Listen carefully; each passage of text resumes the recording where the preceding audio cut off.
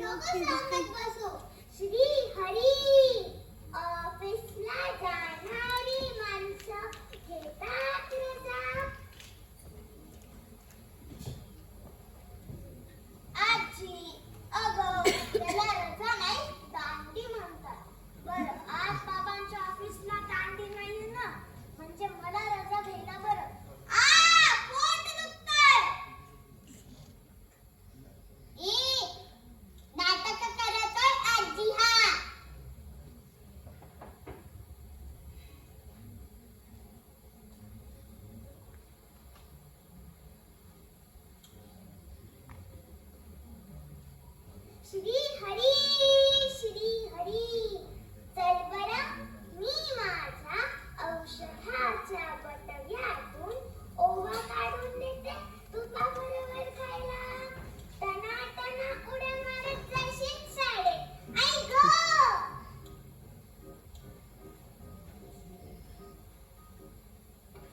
अरे पेट तोच काय.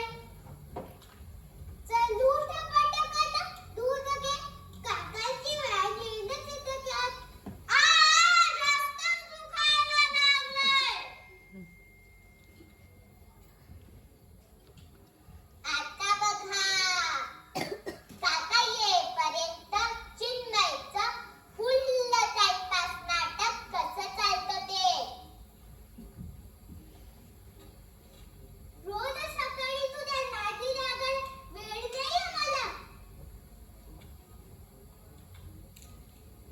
अगं मग तू तुझा वेळ वाया घालवूच नकोस मला उठवण्यात.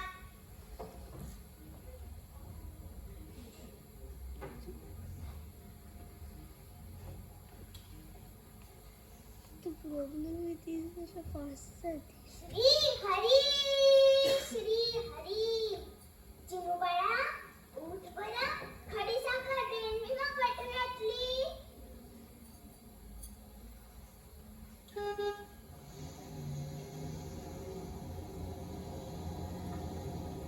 अगं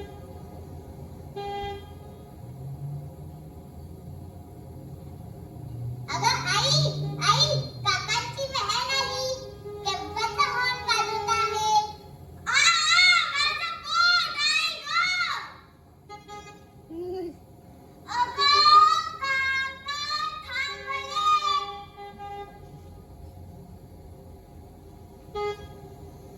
थांबत असते. जास्त लवकर. आटपायचं नाही म्हणून जास्त वेळ थांबण्याचे एक्स्ट्रा पैसे देते मी त्याला. तिनो उठा पटकन. दूध घेऊन आवरेपर्यंत थांबतीला ते. आई, नको गं, नको मला पाठवू शाळेत. मेरी मम्मा, मला झोपू दे, झोपू दे. अरे किती बोलताय तुम्ही? शांतपणे झोपूही देत नाहीत. आई, काकांना जाऊ दे. त्यांना दुसरी ट्रिप करायची असते. जाऊ काका. हो. नाही, जा तुम्ही. चिन्मय, आज तू शाळेत गेला नाहीस ना? घराच्या बसून दिवसभर टीव्ही बघितलास तर तू आहे आणि मी आहे. आज तुझी घरातली शाळा. शाळेत जसे तास तसाच घरात बसून अभ्यास करायचा. थोड्या वेळात मी 1 घंटा देणार आहे. तोपर्यंत सगळं आवरून वेळेवर प्रार्थनेला यायचं. प्रार्थनेला.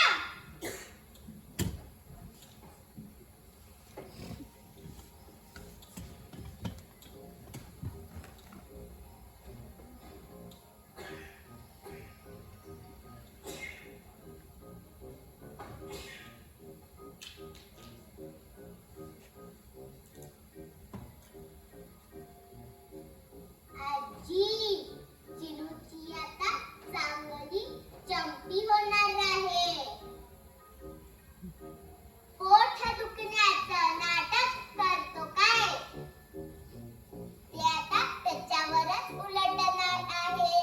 आता आजीचा श्री हरी सुद्धा वाचणार नाही तुला आता.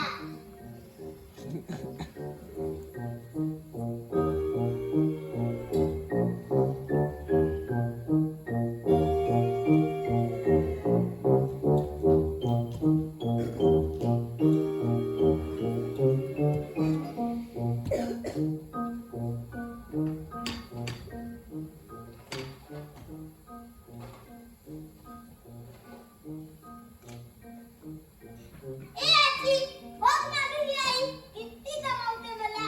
प्रार्थना म्हटली, रवायत केली, अगदी संघगीत सुद्धा मी एकट्याने म्हटलं. मग आज संपूर्ण शाळा आहे म्हटलं घरात. बच्चनजी, श्री हरी. एवढं गमाले आवड. थोडे काजू बदाम तरी दे तुझ्या पोतडीतले. ए, जा. शाळेत काय कवायत केल्यावर काजू बदाम वाटतात का? चल, पाढेली ही आधी. ताई बाई, तुमचा अभ्यास चालू द्या.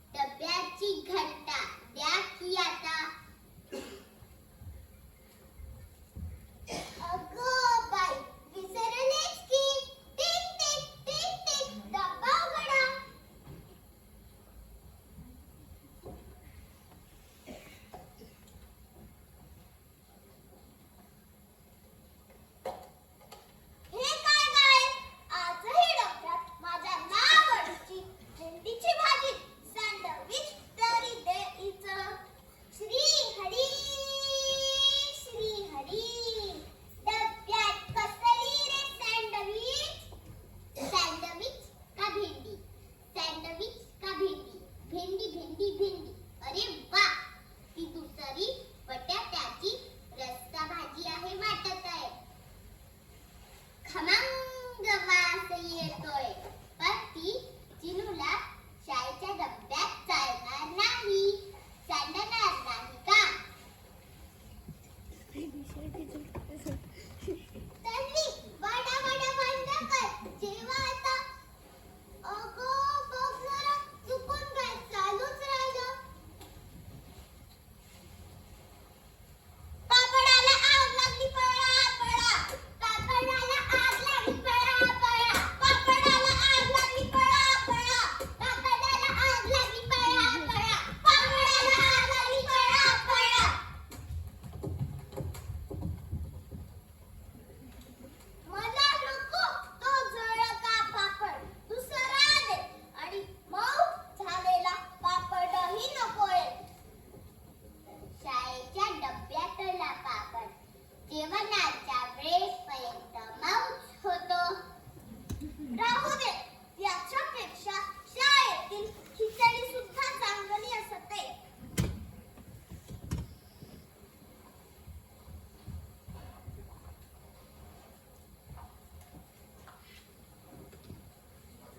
हे काय गाई, तुझ्या छोट्या डब्यात तुझा तव्यावरचा फेमस केक. हो, तुला आवडतो ना, म्हणून डब्यात दिलाय. परवा कुणालची ना माझी भांडी झाली तुझ्या या केक वरून. अच्छा, एवढा आवडला त्याला माझा केक? अगं, केक खाण्यावरून नाही, तो म्हणाला की असा केक नसतोच. माझी आई ओव्हन मध्ये करते, तोच खरा केक. याचा आकार बघ, पुणे जिल्ह्याचा नकाशा. म्हणजे असं तो म्हणाला. मीही जोरात सांगून टाकलं, असाच केक असतो. पण आई, हा केक एकच नाही. ठीक आहे, ठीक आहे. किती वेळ राहून करत बसणार आहेस? सुट्टी संपली. हात धु आणि इतिहासाची वह्या पुस्तकं काढ. हळूहळू या घरातल्या शाळेत गंमत यायला लागलीये बुवा.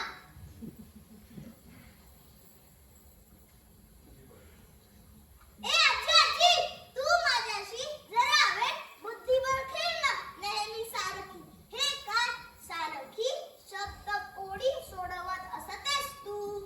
अरे बाबा, सोडवावी लागत आहे म्हातारपणी, अल्झायमर होऊ नये म्हणून. श्री हरी. अल्झायमर म्हणजे असतो म्हातारपणाचा एक विसराळूपणाचा आजार. चिनूशी बुद्धिबळ खेळत बसले तर कोडी सोडवायला मला बुद्धी उडायला नको. त्यातून त्याची तर शाळाच चालू आहे अजून. श्री हरी. आई, मी गप्पा मारत अभ्यास करा. आजी, मला उकळतंय. मी ही शाळेची वस्त्र आधी काढून ठेवतो. अरे चिन्मय, आज शाळेत गंजी फ्रॉक घालून नाही गेलास. आपलं आलास. हा बघ, इथे घडी करून ठेवलाय. ए आजी, बनियनला गंजी फ्रॉक काय म्हणतेस तू? नाही तरी ते बनियन डोक्यातून काढताना दोन्ही बाजूंनी ताणून ताणून खालून चांगलं घेरदार झालं फ्रॉकसारखं. मी नाही घालणार. शाळेत कुणी असंच बनियन आणून देत नाही. आणि शाळेत तर कुणी उघड बांबूही बसत नाही, असं अश्मयुगासारखं. मी बघ, घरात सुद्धा रेशमी वस्त्र वापरते.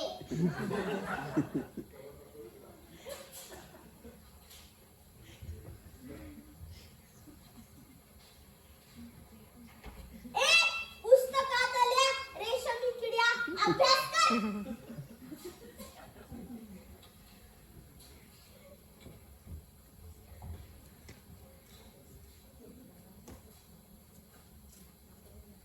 अरे, तुमच्या दोघांची ही टॉप आणि